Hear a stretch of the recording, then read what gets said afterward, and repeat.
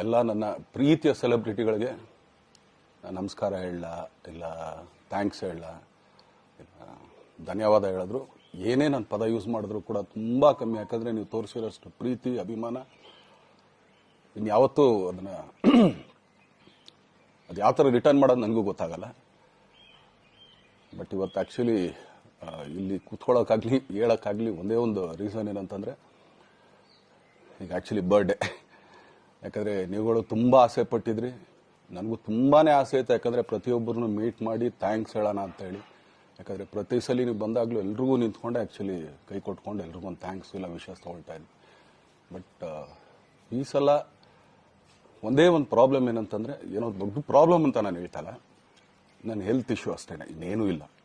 ಯಾಕಂದರೆ ನಾನು ತುಂಬ ಹೊತ್ತು ನಿಂತ್ಕೊಳ್ಳೋಕ್ಕಾಗಲ್ಲ. ಯಾಕಂದರೆ ಏನು ಪ್ರಾಬ್ಲಮ್ ಅಂತ ನಿಮ್ಗಳಿಗೂ ತುಂಬ ಚೆನ್ನಾಗಿ ಗೊತ್ತು. ಯಾಕಂದರೆ ನಿಂತ್ಕೊಂಡು ನಾನು ಆ್ಯಕ್ಚುಲಿ ಎಲ್ರಿಗೂ ವಿಶ್ ಮಾಡೋಕ್ಕೆ ನನ್ನ ಕೈಲಿ ಆಗಲ್ಲ ಅಂತ.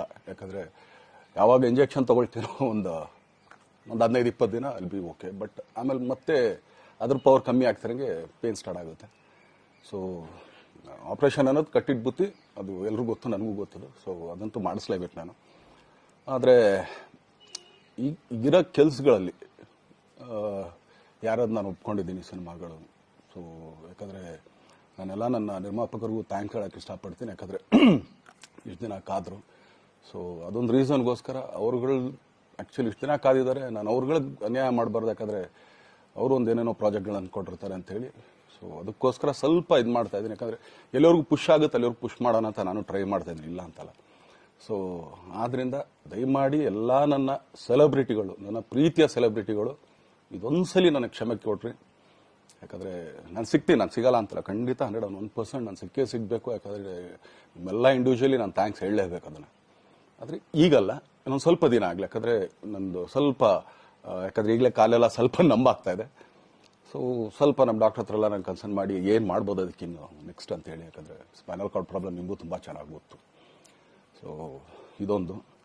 ಆಮೇಲೆ ದಯಮಾಡಿ ಯಾವ ಹೂವಾಪೋಗಳಿಗೂ ನನ್ನ ಸೆಲೆಬ್ರಿಟಿಗಳು ಕಿವಿಗೆ ಹಾಕೋಬೇಡ್ರಿ. ಈಗ ಮೊನ್ನೆದು ಒಂದು ಇದಿತ್ತು, ಏನೋ ಯಾರೋ ನಿರ್ಮಾಪಕರು ಕೊಟ್ಬಿಟ್ರು, ಹಂಗೆ ಹಿಂಗೆ ಅದು ಇದು ಎಲ್ಲ. ಹೌದು, 101%. ಯಾಕಂದರೆ ಸೂರಪ್ಪ ಬೊಬ್ಬ ಅವ್ರಿಗೆ ಆ್ಯಕ್ಚುಲಿ ವಾಪಸ್ ಕೊಟ್ಟಿದ್ದು. ಏನಕ್ಕೆ ಅಂತಂದರೆ, ಸೂರಪ್ಪ ಬೊಬ್ಬ ಅವ್ರು ಆ್ಯಕ್ಚುಲಿ ನನ್ನ ಹತ್ರ ಸಿನಿಮಾ ಮಾಡೋಕ್ಕೆ ಬಂದಾಗ ಅವ್ರದ್ದು ತುಂಬ ಕಮಿಟ್ಮೆಂಟ್ಸ್ ಏನೋ ಇತ್ತು ಪಾಪ. ಸೊ ಸಿನಿಮಾ ಆದರೆ ನನ್ನ ಕಮಿಟ್ಮೆಂಟ್ಸ್ ಎಲ್ಲ ಇದಾಗುತ್ತೆ ಅಂತ. ಯಾಕಂದರೆ ಇಂಡಸ್ಟ್ರಿಲಿ ನನಗೆ ಗೊತ್ತಿರೋರೊಬ್ಬರು ತುಂಬ ಪರಿಚಯ ಇರೋರು, ಅವ್ರನ್ನ ಕರ್ಕೊಂಬಂದು ಹಿಂಗಿದೆ ದರ್ಶನ ಮಾಡೋಣ, ಸರಿ ಅಣ್ಣ ಮಾಡ್ಕೊಡ್ತೀನಿ ಅಂತ. ಬಟ್ ಈಗ ಆ್ಯಕ್ಚುಲಿ ಈಗ ನಡೆದಿದ್ದು ನಿಮಗೂ ಗೊತ್ತು. ಯಾಕಂದರೆ ಟೈಮೆಲ್ಲ ವೇಸ್ಟ್ ಆಗೋಯ್ತು. ಈ ಟೈಮಲ್ಲಿ ಮತ್ತೆ ಅವ್ರ ದುಡ್ಡನ್ನ ಇಟ್ಕೊಂಡಿದ್ರೆ ಪಾಪ ಅವ್ರಿಗೆ ಇನ್ನೂ ಕಮಿಟ್ಮೆಂಟ್ ಜಾಸ್ತಿ ಆಗುತ್ತೆ. ಸೊ ಅದಕ್ಕೋಸ್ಕರ ಸರ್, ನಿಮ್ಮ ಕಮಿಟ್ಮೆಂಟ್ ತೀರಿಸ್ಕೊಳ್ಳಿ.